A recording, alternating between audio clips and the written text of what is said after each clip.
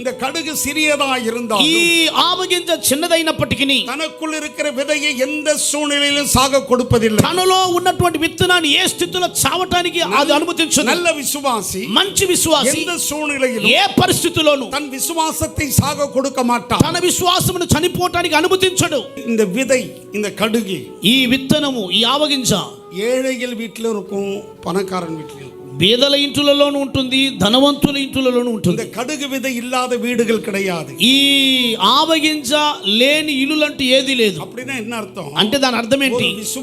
ఒక విశ్వాసి వీడற்ற ప్లాట్ఫామ్ல இருக்கிறவனா இருந்தாலும் அவன் విశ్వాసిதான்.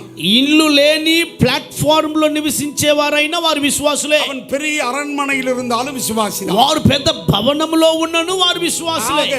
కావున தாழ்வானாலும் உயர்வானாலும் అది తగ్గిపోయినా హెచ్చిపోయినా எதுவும் விசுவாசத்தை குறைக்க முடியாது. ఏది కూడా విశ్వాసమును తగ్గించలేదు. எதுவும் விசுவாசத்தை குலைக்க முடியாது. ఏది కూడా విశ్వాసమును పాడు చేయలేదు. இந்த தகப்பனை பார்த்து ஆண்டவர் ఈ கேட்கிறார், తండ్రిని చూసి దేవుడు అంటున్నాడు, நீ விசுவாசிக்க கூடுமானால் ஆகும். నువ్వు విశ్వసించినట్లయితే జరుగుతుంది. விசுவாசிக்கிறவனுக்கு எல்லாம் ஆகும். విశ్వాసముంచువానికి సమస్తం సాధ్యం.